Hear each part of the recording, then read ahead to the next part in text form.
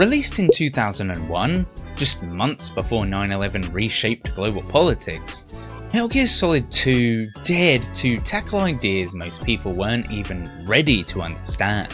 At its climax, the AI Patriots reveal their plan to curate human knowledge, filtering out information deemed irrelevant or destabilizing.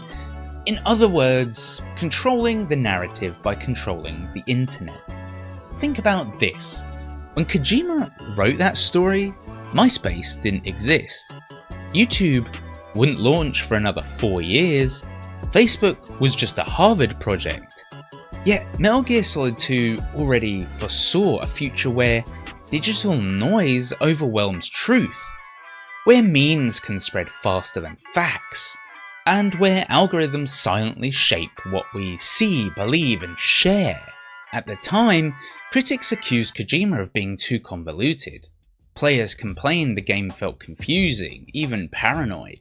Today, it reads like an uncanny blueprint for the age of social media manipulation, fake news, and endless debates over free speech online. Metal Gear Solid 2 wasn't just ahead of its time, it was a game nobody understood until it was too late. In 2004, Kojima took a step backwards in time with Snake Eater, set during the Cold War.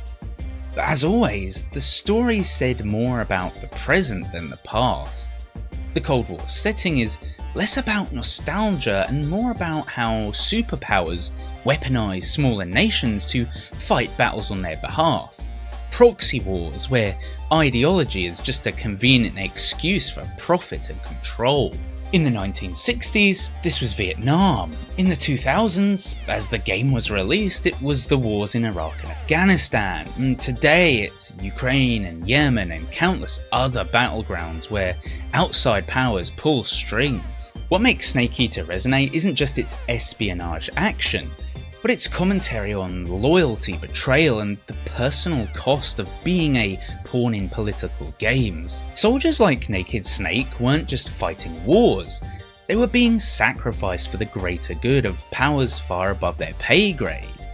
Kojima was reminding players that while governments shift and strategies change, the cycle of proxy warfare is eternal, and its victims are almost always ordinary people just caught in the middle. By 2008, Kojima shifted his prophetic lens to the corporatization of conflict.